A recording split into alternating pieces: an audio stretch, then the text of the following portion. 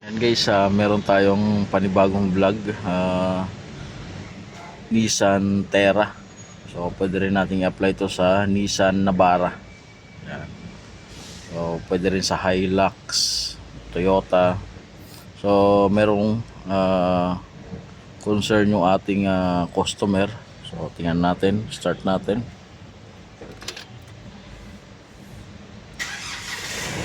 Yan. So pagka in-start, umaandar yung makina.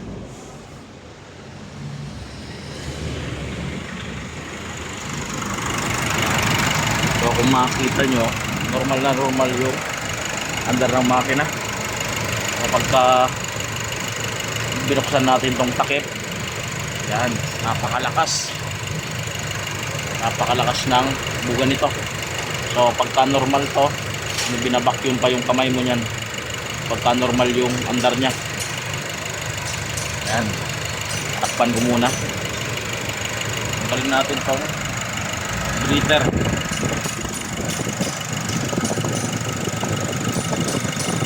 Takpan ko itong breather. Lakas din ang singaw yan. Pagka tinakpan, yan, so napakalakas ng pressure galing sa loob, kaya ngayon nagtatapon ng langis, napupunta ngayon dun sa tambutso. Yan, stick, napakalakas din ng talsik ng langis. So sa ngayon wala pa, pero maya maya tatalsik na yan. Malakas din dito. Tapos mausok dito sa tambutso. Yan guys.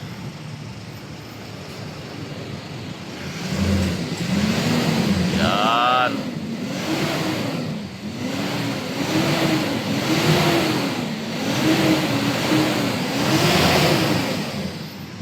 Napakalakas. Tapos dito, kung makita nyo yung talsik na galing sa depth stick, so malakas din. So kaya ngayon ang hatol natin dito, bababa natin yung makina. So magje-general overhaul tayo. So tingnan nyo na lang guys. So hindi ko sa inyo papakita yung mga sunod-sunod na pagbabaklas. So papakita ko lang pagka naibaba na yung makina. Yan guys, so nandito na. So tinanggal na yung mga panggilid, yung tornilyo doon sa transmission. So tinanggal na rin yung doon sa torque converter na tornilyo. So at dahil Boy Scout tayo, kailangan meron tayong pantali para hindi mahirapan pagka hinatak nitong crane natin. So tatalian natin ito.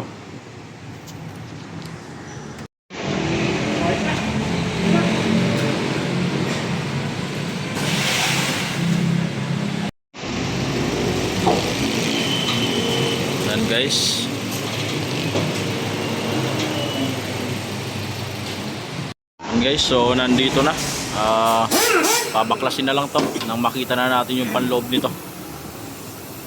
Yan. So kung makita nyo, talagang na overhaul na rin siya. Yan. So ito na yung mga bagong sealant, mga bagong dikit, tapos nilagyan na ng shellac. So yung head gasket nilagyan na ng shellac. So papaklasin na lang to. Tingnan natin. Yan guys, kung makikita nyo, napuno na ng langis yung turbo. So possible na galing dito sa exhaust manifold. So baka pupunta lang dito. Pero kung merong tama to, baka magpalit rin tayo nitong turbo na to. Tapos itong EGR, napakadumi guys. So kung makita nyo yung intake, so nagsuka talaga siya ng langis. So dito naman tayo, yung timing chain nya. Yan. yung dito sa dalawa. Ito yung dito.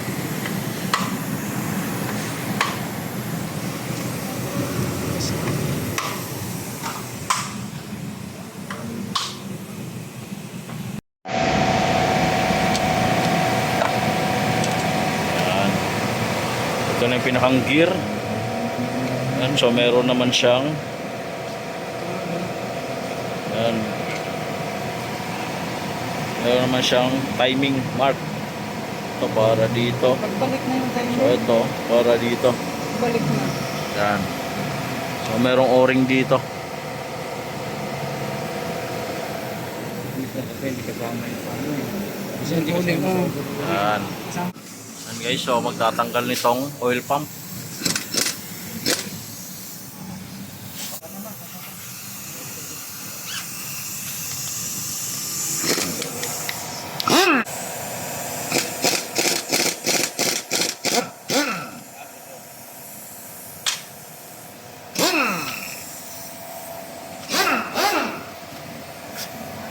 So lahat yan guys, may mga timing yan.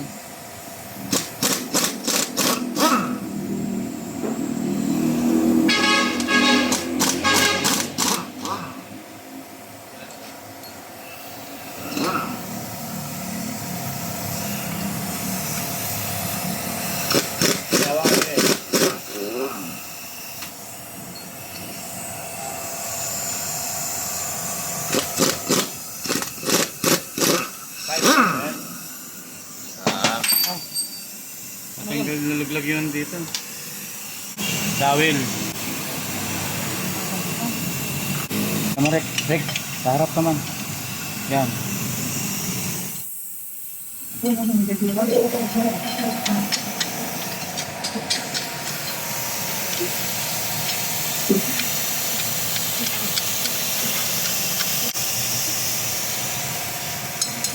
Bakit ba? Yan guys, so ito yung gear niya. So merong punya yan. Yan. So meron ding timing mark yan dito. So ito na yung pinakang sundan natin ito. Guys, tinatanggal na.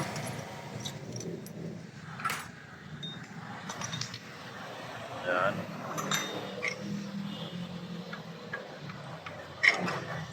Mitim. Guys, so binaklas na. O nandun na yung cover. Yan. So ito, tatanggal din tayo nito. Dahil dadali natin sa machine shop. So magtanggal muna tayo nitong camshaft.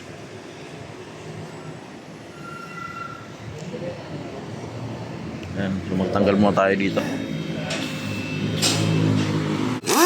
Yan, so may mga marking naman to. 1, 2, 3, 4, 5.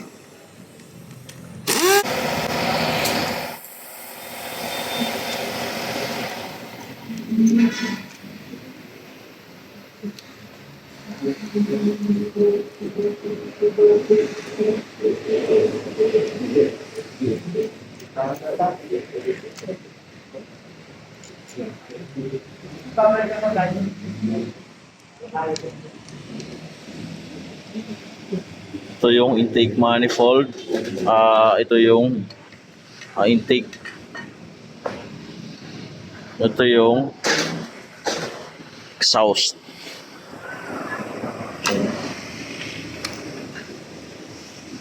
Yan.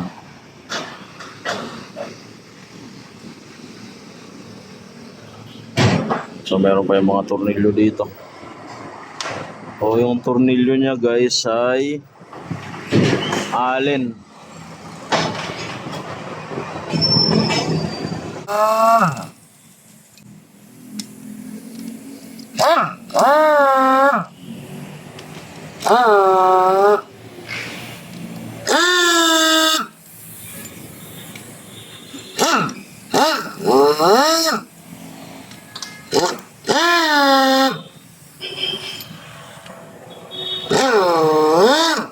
Washer yan bro.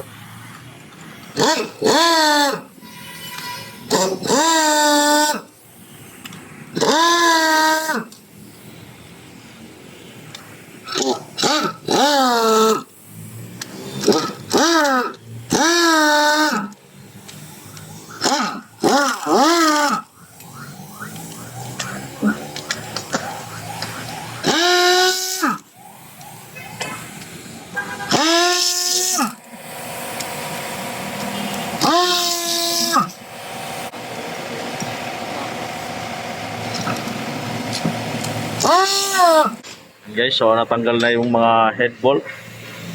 Tanggalin na natin to. Yan. Ayun. Tama. So kung makikita nyo, talagang pinasok na talaga siya.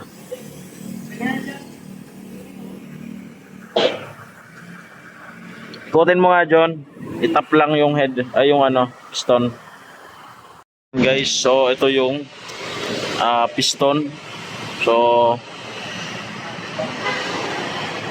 ang lakas ng alog. So kaya ngayon yung pressure pumapasok sa oil pan, mababa sa oil pan ngayon, tumatalsik naman sa dipstick. Yan. So ang lalakas ng alog nito. Salo ito, uno. So taas natin yung uno para makita. Ito naman yung gasket o nilagyan nila ng shellac na pandikit. Shellac yan, talagang nagalaw na talaga tong makina na to. Sige, lagay mo dun sa planggana. Saan yan nakalagay? Yan, so ito yung number 1. Ang lakas din ng alog. Yan, so talagang kailangan talaga natin na magpalit ng piston ring nito. So tingnan natin. Tingnan natin kung papasa pa sa machine shop to. So kung hindi bumasa sa machine shop, baka maglagay tayo ng liner dito. So tanggalin nyo lang to. Okay, so nabaklas na natin yung piston. So kung makikita nyo yung Conrad bearing, so may mga tama na siya. Yan. May tama siya. Check natin to. So ito, papalit na rin tayo nitong bearing na to. Dahil may tama yung yan, kung makita nyo, gasgas na gasgas talaga. Yan. So siguro di ko sure. Siguro napasukan na to ng tubig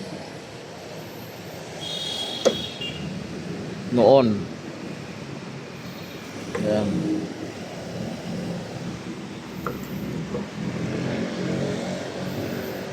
Ito yung piston ring nya. Papalit na rin tayo nyan dahil yan, palitin na yan. Tapos dito naman sa liner, so try na lang natin na antayin yung desisyon ng machine shop kung okay pa ba to or kung lalagyan na ng liner to. Yan. Dito naman tayo sa valvula. Yan, so talagang pinasok talaga siya ng langis dito.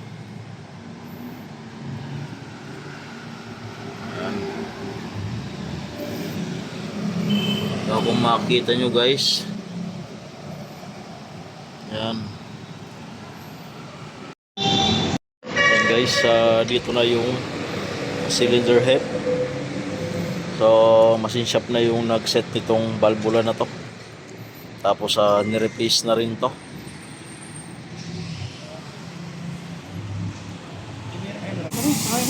Syempre guys, dito so na-set na rin natin yung piston. Tapos yung mga bearing nito na-set na rin. So hindi ko na pinakita sa inyo dahil marami na mga malulupit dito. Marami tayong malulupit na viewers na marunong naman mag-set nito. Yan. So piston ring lang yung pinalitan dito. Tapos yung Conrad bearing, tapos main bearing, tapos thrust washer. So i-assemble na lang to. O tingnan natin. So baka pagka umandar na okay na.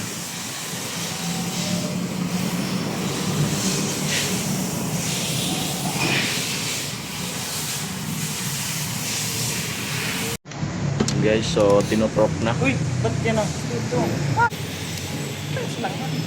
Huwag nga, beme.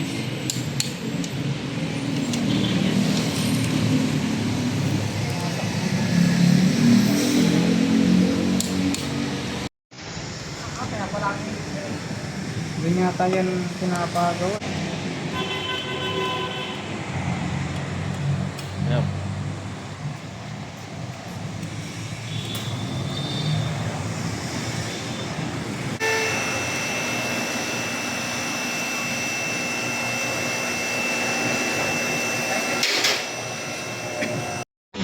Guys, so natrop na rin to.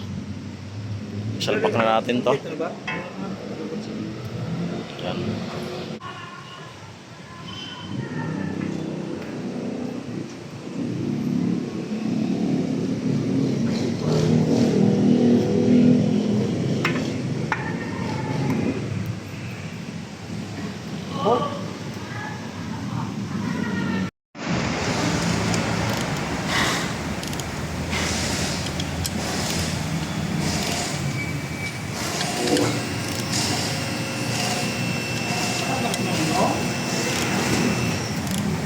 Yan guys, so skip na natin.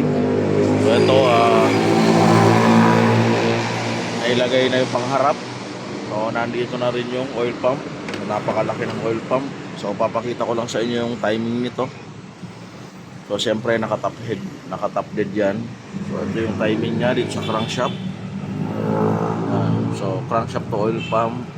Tapos pupunta dito.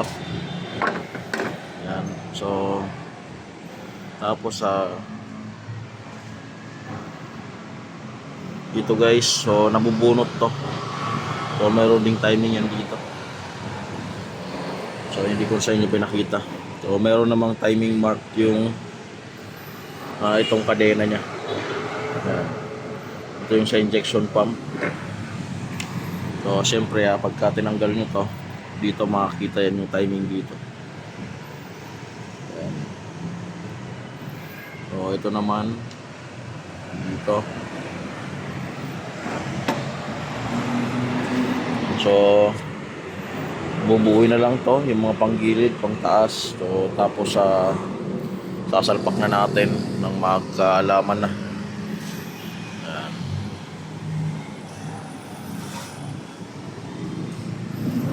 So kung makikita nyo, nakatap dead yan. Nakaangat yung piston nya.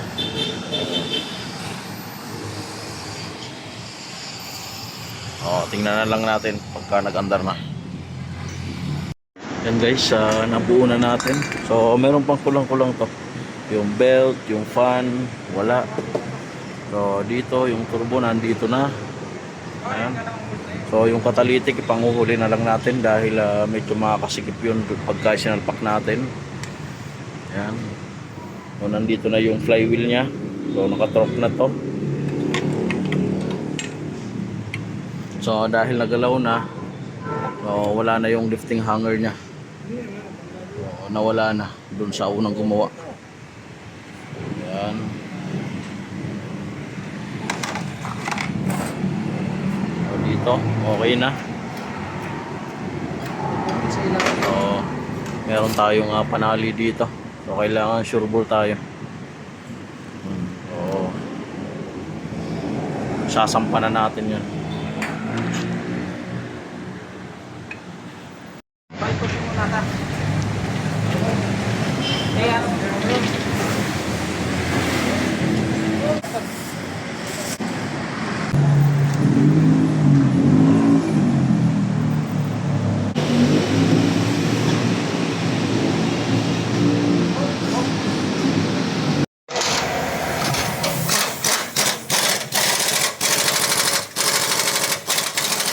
And guys, so nandito na, fast forward tayo.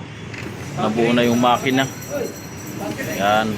So lagyan na natin tong battery. Magkaalaman na. Pump mo na yung diesel.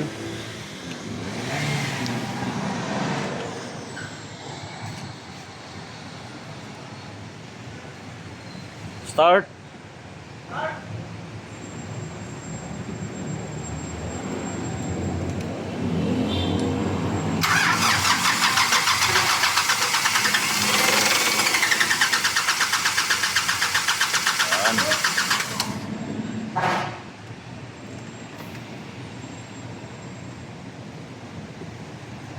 Yeah.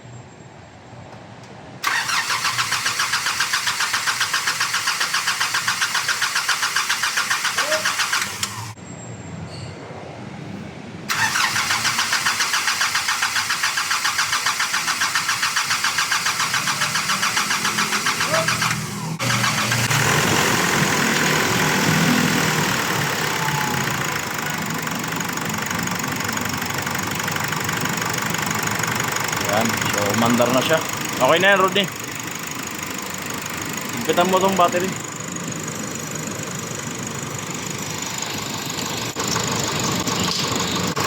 Yan guys, so noon, nung hindi pa natin na overhaul, so napakalakas ng pressure dito. So, tapos wala siyang vacuum. So, ito, tingnan nyo.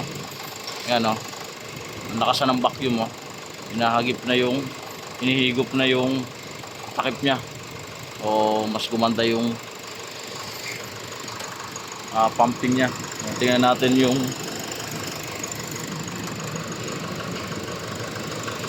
tingnan natin yung dipstick.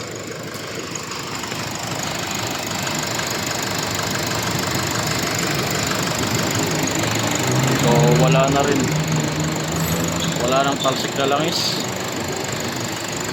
Yan. So, observe pa natin to. O, tingnan natin yung breather. Yan. Hawakan mo yung sa ano.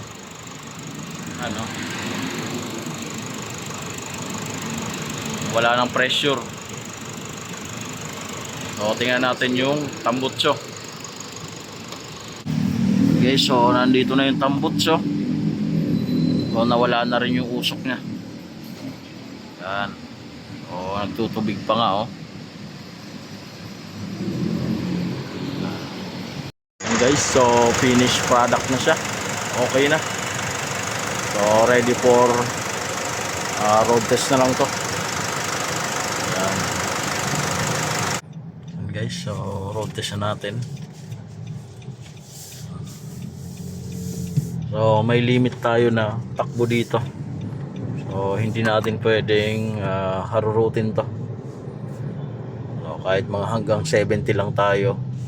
So maintain natin yon hanggang mag 1 month. So or 1,000 kilometers. Yan.